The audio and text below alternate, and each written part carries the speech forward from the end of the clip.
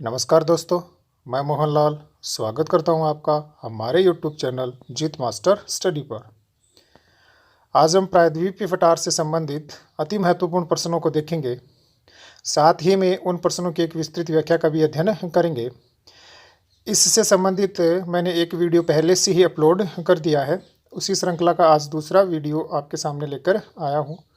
तो वीडियो शुरू करने से पहले यदि आप चैनल पर नए हो तो चैनल को सब्सक्राइब कीजिए, बेल आइकन को जरूर प्रेस कीजिएगा ताकि मेरे द्वारा बनाए जाने वाले वीडियो का नोटिफिकेशन आपको प्राप्त होता रहे। ठीक है, तो शुरू करते हैं आज का पहला प्रश्न। पहला प्रश्न है, जो नदियाँ एक ही दरार घाटी की विपरीत दिशाओं में बहती हैं वो कौन सी हैं? मतलब उन नदियों का युग्म आपको बताना है जिनका उद्गम तो एक ही भाग से होता है लेकिन वो अलग अलग भागों से होकर बहती है। ठीक है ना, मतलब वो दोनों की दोनों नदियाँ एक ही दरार मतलब भ्रंश घाटी से होकर क्या होती हैं, बहती हैं। कौन सी घाटी से? भ्रंश घाटी से। तो बताना है क्या वो नर्मदा या सोन है, या नर्मदा या चंबल है, ताप्ती या महानदी है, या सोन या कोसी नदी है। तो इसका सही आंसर जो है ना वो आपका ए है, नर्मदा एवं कौन सी ये सोन नदियाँ हैं जो एक ही दरार घाटी की विपरीत दिशाओं से होकर बहती हैं। और वो दरार जो घाटी है ना वो आपकी कौन सी है? वो है आपकी कौन सी घाटी? भ्रंश घाटी। ठीक है, नीचे व्याख्या देखिए कि सोन एवं नर्मदा नदियाँ एक ही भाग और वो कौन सा? अमरकंटक फटार से निकलती हैं, परंतु अरीय प्रतिरूप बनाती हुई नर्मदा नदी अरब सागर में और सोन नदी बंगाल की खाड़ी का क्या अफवाह तंत्र का क्या बनती है? हिस्सा बनती है। मतलब एक नदी जो है, जैसे हम मान के चलें कि ये आपका अमरकंटक है, इस अमरकंटक के ये वाला जो भाग है यहाँ से जो है ना निकलती है नर्मदा नदी जो पश्चिम की ओर बह जाती है, और ये जो सोन नदी है वो उत्तर पूर्व की ओर बहती है। ठीक है, तो निकलने को एक ही भटार से निकलती हैं लेकिन दो विपरीत दिशाओं में बहती हुई एक अरब सागर का हिस्सा बनती है और एक इसका बंगाल की खाड़ी का हिस्सा बनती है। दूसरा, यहाँ कौन सा प्रतिरूप बन रहा है? अरीय प्रतिरूप। तो अरीय प्रतिरूप का मतलब ये होता है कि एक ही भाग से अलग अलग दिशाओं में बहने वाली क्या हो? नदियाँ निकलती हों। तो इस प्रकार का जो प्रतिरूप होता है उसको कौन सा प्रतिरूप कहा जाता है? अरीय प्रतिरूप कहा जाता है। ठीक है, तो सोन एवं नर्मदा नदियाँ वो नदियां हैं जो एक ही दरार घाटी से दो विपरीत दिशाओं में क्या होती हैं? बहती हैं। बहुत ही महत्वपूर्ण क्या है, ये प्रश्न है। आईएएस के एग्जाम में ये प्रश्न पूछा जा चुका है। ठीक है ना, तो स्क्रीनशॉट लीजिए, फिर हम अगले प्रश्न की बात करते हैं। आपका अगला प्रश्न है कि सूची 1 को सूची 2 से सुमेलित करना है। तो सूची 1 में जाओगे ना तो दामोदर है, कृष्णा नदी है ना, और नर्मदा नदी है, और कौन सी है? महानदी है। सूची 2 में जाओगे तो इनके उद्गम स्थल हैं, अमरकंटक है, दंडकारण्य का फटार है महाबलेश्वर के पास से, और त्र्यंबक फटार नासिक के पास से निकलती हैं। तो इसमें कौन सा ऑप्शन जो है ना वो सही होगा? तो आपको पता है कि अमरकंटक से हमने पिछले वीडियो में देखा है कौन सी नदी निकलती है, आपकी नर्मदा नदी निकलती है। ठीक है, फिर कृष्णा नदी की बात करोगे तो ये महाबलेश्वर के पास से निकलती है। गोदावरी की बात करोगे ना तो ये कहाँ से निकलती है? त्र्यंबक फटार नासिक से निकलती है। और महानदी जो है ना वो आपके कौन से? दंडकारण्य के फटार से निकलती है। तो ए में आपका हो जाएगा 3 नंबर, ए में आपका हो गया कौन सा? 4 नंबर, और बी में जो है ना वो आपका हो गया 3 नंबर, सी में 1 नंबर और डी में 2 नंबर। मतलब इसका ऑप्शन जो है ना वो कौन सा सही है? ऑप्शन से सही है। गोदावरी नदी निकलती है त्र्यंबक फटार नासिक महाराष्ट्र से। कृष्णा नदी निकलती है महाबलेश्वर पश्चिमी घाट का जो भाग है महाबलेश्वर मतलब महाराष्ट्र वाले भाग से ही। नर्मदा नदी जो है ना वो अमरकंटक के फटार से निकलती है। ठीक है ना, और महानदी जो है ना वो कौन से? दंडकारण्य के फटार से क्या होती है? निकलती है। तो इसका सही आंसर आपका कौन सा हो गया? से हो गया। इसका स्क्रीनशॉट लीजिए। फिर आपका अगला प्रश्न है, छोटा नागपुर फटार का सर्वोच्च शिखर कौन सा है, या छोटा नागपुर फटार की सबसे ऊंची चोटी कौन सी है? धूपगढ़ है, पंचमढ़ी है, पारसनाथ है, या महाबलेश्वर है? तो छोटा नागपुर का जो फटार है इसकी सर्वोच्च जो चोटी है वो आपकी कौन सी है? पारसनाथ है। ठीक है, फिर नीचे की एक विस्तृत व्याख्या दी गई है जो बहुत ही क्या है? महत्वपूर्ण है। जैसे धूपगढ़ है, कौन सा? धूपगढ़। तो धूपगढ़ जो है ना सतपुड़ा पर्वत का क्या है? सर्वोच्च शिखर है जो कौन से पर्वत पर आता है? महादेव पर्वत पर मध्य प्रदेश में आता है। तो ये भी आप ध्यान रखना, क्योंकि सीधा सा प्रश्न बनता है कि सतपुड़ा जो पर्वत है उसका सर्वोच्च शिखर कौन सा है? तो कौन सा है? धूपगढ़ है। और कहाँ आता है? मध्य प्रदेश में आता है। कौन से पर्वत के अंतर्गत आता है? महादेव पर्वत के अंतर्गत आता है। दूसरा, पंचमढ़ी जो है ना, ये भी कहाँ है? महादेव पर्वत पर ही है। और कहाँ आता है? मध्य प्रदेश में। पंचमढ़ी जो है ना वो मध्य प्रदेश का एक कौन सा स्थल भी है? पर्यटन स्थल भी है। और साथ ही में ये एक भारत का क्या है? बायोस्फीयर रिजर्व क्षेत्र भी है। कौन सा? पंचमढ़ी। तो ये भी आप ध्यान रखना, क्योंकि पंचमढ़ी के बारे में बहुत बार प्रश्न पूछे गए हैं। तो है कहाँ? महादेव पर्वत पर ही है। कहाँ है? मध्य प्रदेश में है। ये एक बायोस्फीयर क्षेत्र भी है और मध्य प्रदेश का एक प्रसिद्ध पर्यटन स्थल भी है। ठीक है। फिर बात करें महाबलेश्वर, तो महाबलेश्वर जो है ना वो पश्चिमी घाट के प्रमुख शिखरों में से एक है जो कहाँ है? महाराष्ट्र में है। ये भी आप क्या करोगे? ध्यान रखोगे, क्योंकि पश्चिमी घाट के जो प्रमुख शिखर हैं उसमें महाबलेश्वर है, हरिश्चंद्र है ना, आपका कुद्रेमुख है। कौन सा है? कुद्रेमुख है। ठीक है ना, कलसुबई है। ये कहाँ के प्रमुख पर्यटन स्थल हैं? ये कहाँ के प्रमुख शिखर हैं? ये पश्चिमी घाट के क्या है? प्रमुख शिखर हैं। तो छोटा नागपुर का फटार का जो सब सर्वोच्च शिखर है वो पारसनाथ है। पंचमढ़ी की भी आपको जानकारी हो गई, धूपगढ़ की भी आपको क्या हो गई? जानकारी। और किसकी जानकारी हो गई? महाबलेश्वर की भी साथ में आपको जानकारी हो गई। तो आप एक इसका स्क्रीनशॉट लीजिए, फिर आगे वाले प्रश्न की बात करते हैं। अगला प्रश्न देखिए कि निम्न का मतलब जो नीचे दिए गए हैं इनका उत्तर से दक्षिण की ओर क्या बताना है? क्रम बताना है। उत्तर से दक्षिण की ओर क्रम बताने से पहले मैं इस प्रश्न की आपके सामने एक व्याख्या कर देता हूं कि ये उत्तर से दक्षिण की ओर क्रम पहुंच रहा है नर्मदा, सतपुड़ा, ताप्ती और विंध्याचल पर्वत का उत्तर से दक्षिण की ओर क्या पहुंच रहा है? क्रम आपसे पूछ रहा है। तो ध्यान रखना कि अगर हम ऐसे जाएं कि ये भारत का जो है ना वो कौन सा हिस्सा हो गया? दक्षिणी हिस्सा हो गया। ठीक है।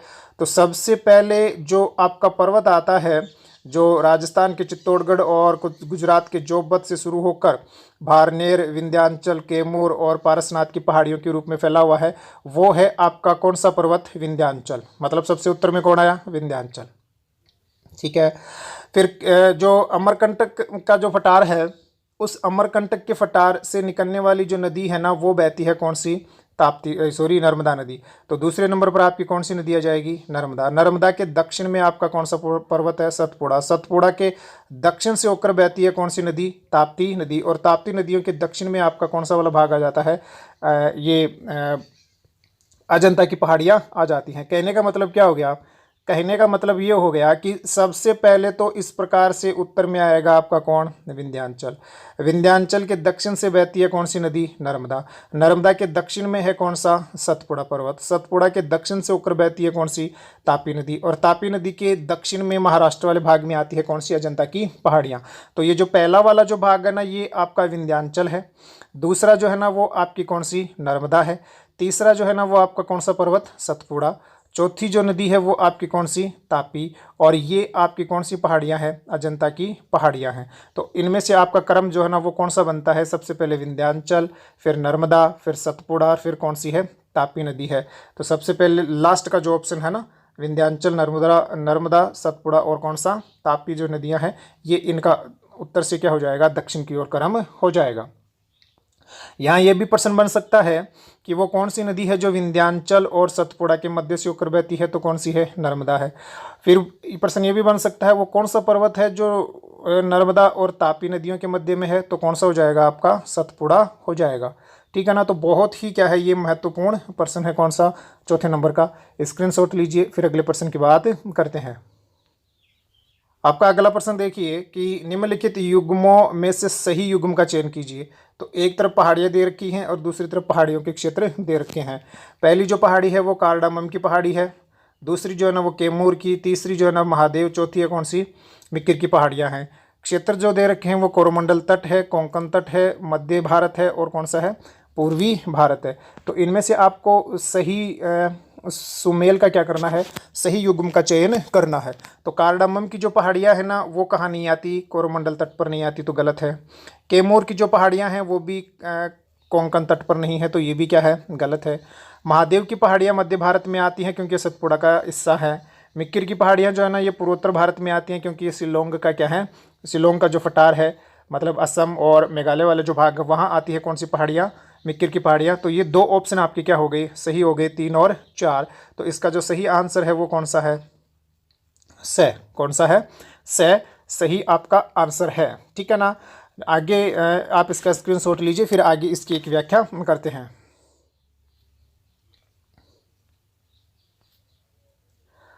आगे व्याख्या देखिए, प्रश्न संख्या 5 की व्याख्या देखिए कि कार्डामम की पहाड़ियाँ जो है ना, इनको इलायची की पहाड़ियाँ भी कहते हैं, जो कौन से तट पर आती हैं, मालाबार तट पर। मालाबार तट का मतलब हो गया विशेषकर कौन से राज्य में, केरल राज्य में। ठीक है ना।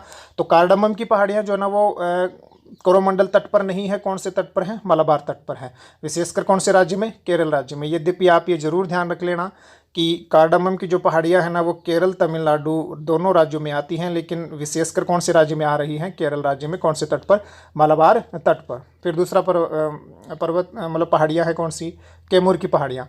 कैमूर की जो पहाड़ियाँ हैं ना वो किसका हिस्सा है, विंध्याचल का हिस्सा है। और आपको पता है कि विंध्याचल जो है ना वो भारत के लगभग मध्य से होकर गुजरता है, और उत्तर भारत के अफवाह तंत्र को, मतलब हिमालय नदी अफवाह तंत्र को प्रायद्वीपीय भारत के अफवाह तंत्र से क्या करता है, अलग करने का काम करता है। तो ये कहाँ हो गया, आपके मध्य पूर्वी भारत में हो जाता है, कौन, कैमूर की पहाड़ियाँ। ठीक है। फिर आती है कौन सी, महादेव। तो महादेव जो है ना वो कौन से पर्वत का हिस्सा है, महादेव की पहाड़ियाँ सतपुड़ा पर्वत का हिस्सा हैं, और ये भी कहाँ आती हैं, मध्य भारत में आती हैं। ठीक है। फिर मिक्किर की पहाड़ियाँ जो है ना वो उत्तरी पूर्वी पठारी प्रदेश है। ये उत्तरी पूर्वी पठारी प्रदेश का मतलब हो गया मेघालय का पठार या शिलोंग के पठार का हिस्सा है, विशेषकर कौन से राज्य में आती हैं, असम में आती हैं। तो सीधा सा प्रश्न बनता है कौन सी पहाड़ियों पर, मिक्किर की पहाड़ियों पर। ठीक है ना। तो जो पिछला आपका प्रश्न था 5 नंबर, इसमें आपका जो ऑप्शन है ना 5 नंबर वाले में, वो आपका कौन सा सही होता है, 3 और 4, कि महादेव जो है ना वो मध्य भारत में है, और मिक्किर की जो है ना वो कौन से में है, पूर्वोत्तर भारत में है। ठीक है ना। तो फिर आपका ये यहाँ क्या हो गया, एक्सप्लेनेशन हो गया कि कार्डामम की पहाड़ियाँ कहाँ है, कैमूर की कहाँ है, महादेव कहाँ है, और कौन सी, मिक्किर की पहाड़ियाँ। तो आप इसका स्क्रीनशॉट लीजिए, फिर अगले प्रश्न की बात करते हैं। आपका अगला प्रश्न देखिए कि स्टोर हाउस ऑफ मिनरल्स किस पठार को कहा जाता है, छोटा नागपुर के पठार को कहते हैं, या मालवा, या दक्कन, या शिलोंग का पठार। तो सही आंसर इसका ए ही है, कौन सा, छोटा नागपुर का पठार जो है ना वो भारत का स्टोर हाउस ऑफ मिनरल्स कहलाता है। नीचे व्याख्या देखिए कि छोटा नागपुर का जो पठार है ना वो खनिजों की दृष्टि से भारत का क्या है, संपन्न प्रदेश है। अतः इसे भारत का क्या भी कहा जाता है, रुहर भी कहा जाता है। यहाँ की दामोदर नदी जो घाटी है ना, यहाँ पर देश के सर्वाधिक किसके निक्षेप मिलते हैं, कोयले के निक्षेप मिलते हैं। तो एक सीधा सा प्रश्न बनता है कि भारत का रुहर किसको कहते हैं, तो छोटा नागपुर के पठार को भारत का रुहर कहते हैं। इसे ही भारत का क्या कहा जाता है, स्टोर हाउस ऑफ मिनरल्स भी कहा जाता है। ठीक है, ध्यान रख लोगे, स्क्रीनशॉट लीजिए, फिर अगले प्रश्न की बात करते हैं। अगला प्रश्न देखिए, बहुत ही महत्वपूर्ण प्रश्न है 7 नंबर का, कि भारत की प्राचीनतम अवसादी चट्टानें कौन सी हैं। सबसे महत्वपूर्ण प्रश्न बनता है ये, भारत की प्राचीनतम अवसादी चट्टानें, क्या आर्कियन चट्टानी समूह है, या विंध्यन चट्टानी समूह है, या गोंडवाना, या कौन सा, धारवाड़। तो इसका सही आंसर है आपका कौन सा, धारवाड़ जो चट्टानी समूह है ये भारत का क्या है, प्राचीनतम अवसादी चट्टानी समूह है। क्यों है, क्योंकि जो सबसे प्राचीनतम चट्टानें हैं भारत की, या पृथ्वी की सबसे प्राचीनतम जो चट्टानें हैं ना वो कौन सी हैं, आर्कियन प्रकार की चट्टानें हैं। इन आर्कियन प्रकार की चट्टानों में ही अपरदन से कौन सी चट्टानों का निर्माण हुआ है, धारवाड़ क्रम की। इसी वजह से धारवाड़ क्रम की जो चट्टानें हैं ना वो देश की प्राचीनतम अवसादी चट्टानें हैं। नीचे व्याख्या देखिए कि धारवाड़ चट्टानें देश की क्या है, प्राचीनतम अवसादी चट्टानें हैं, क्योंकि इनका निर्माण आर्कियन चट्टानी समूह में किससे हुआ है, अपरदन से हुआ है। साथ ही में आपको एक बात और भी ध्यान रखनी है कि धारवाड़ जो चट्टानें हैं ना ये सर्वाधिक क्या है, देश की आर्थिक महत्व की क्या है, चट्टानें हैं। क्यों है, क्योंकि देश में सर्वाधिक धात्विक जो खनिज है कौन सी चट्टानों में मिलते हैं, इन्हीं धारवाड़ चट्टानों में मिलते हैं। तो सबसे महत्वपूर्ण प्रश्न बनता है ये कि प्राचीनतम अवसादी चट्टानें कौन सी हैं, तो धारवाड़ है। देश की सर्वाधिक आर्थिक महत्व की चट्टानें कौन सी हैं, तो धारवाड़ है। देश में सर्वाधिक धात्विक खनिज कौन सी चट्टानों में मिलता है, तो धारवाड़ क्रम की चट्टानों में ही मिलता है। और देश की प्राचीनतम चट्टानें कौन सी हैं, तो आर्कियन प्रकार की जो चट्टानें हैं ना ये देश की प्राचीनतम या पृथ्वी की प्राचीनतम क्या है, चट्टानी समूह है। ठीक है, ध्यान रख लोगे, स्क्रीनशॉट लीजिए, फिर अगले प्रश्न की बात करते हैं। आपका अगला प्रश्न है कि प्रमुख ऐतिहासिक इमारतें, जिसमें आपकी एक तो कुतुब मीनार दे रखा है, जामा मस्जिद है, हुमायूं है ना, हुमायूं का मकबरा है। तो आदि चट्टानों का निर्माण कौन सी चट्टानों से प्राप्त बलवा पत्थर से हुआ है। बहुत ही महत्वपूर्ण प्रश्न है ये भी, कि प्रमुख ऐतिहासिक इमारतें हैं जिनमें नाम देखिए आपके कौन कौन से दे रखे हैं।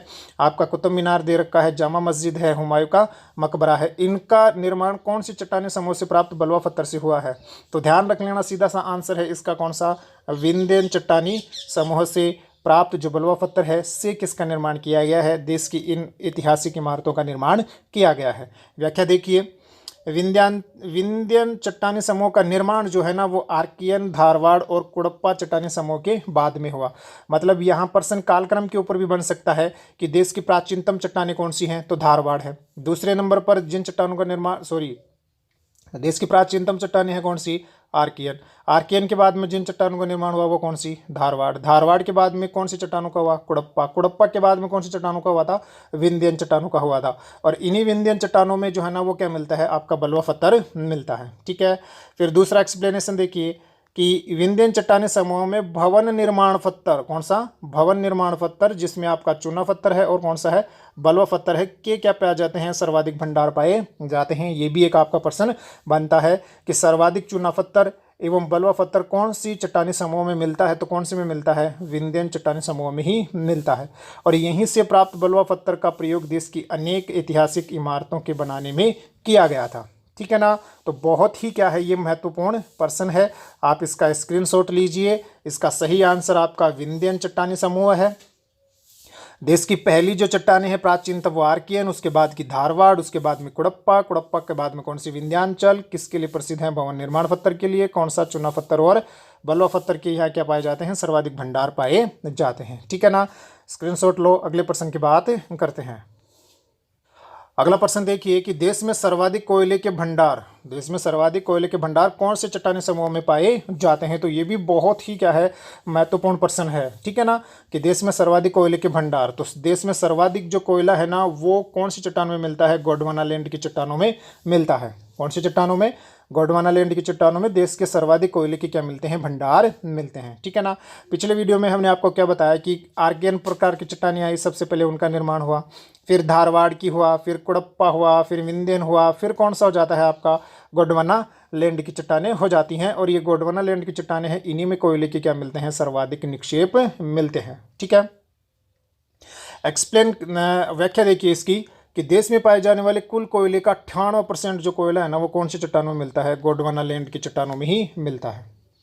ठीक है ना, बहुत ही महत्वपूर्ण है। बाकी 2% जो कोयला होता है ना वो टर्शियरी काल की चट्टानों में मिलता है, जिसमें लिग्नाइट प्रकार का कोयला होता है। और देश में सर्वाधिक लिग्नाइट कोयले के जो भंडार हैं वो तमिलनाडु और कहाँ मिलते हैं, आपके राजस्थान में मिलते हैं। तो आपको क्या ध्यान रखना है कि 98% जो कोयला देश में मिलता है वो कौन सी श्रेणी का है, गोंडवानालैंड की श्रेणी की चट्टानों में मिलता है। कहाँ मिलता है, तो गोंडवाना जो चट्टानी समूह के कोयले के जो जमाव है, कौन सी चट्टानों के, गोंडवाना समूह की चट्टानों के कोयले के जो जमाव हैं वो दामोदर घाटी में, स्वर्णरेखा, गोदावरी, महानदी, सोन आदि नदी बेसिनों में मिलते हैं, जिनमें सर्वाधिक कोयले के भंडार जो है ना वो आपको दामोदर नदी घाटी में मिल जाएंगे। ठीक है ना, अर्थात प्रायद्वीपीय भारत का जो पूर्वी भाग है या प्रायद्वीपीय पठार का जो पूर्वी भाग है, यहीं पर देश के सर्वाधिक क्या मिलते हैं भाई, कोयले के भंडार मिलते हैं, जिसमें आपकी दामोदर नदी घाटी है, स्वर्णरेखा है, महानदी है, गोदावरी है, सोन है। ठीक है ना, ध्यान रख लोगे, स्क्रीनशॉट लीजिए। फिर अगले प्रश्न की क्या करते हैं, बात करते हैं।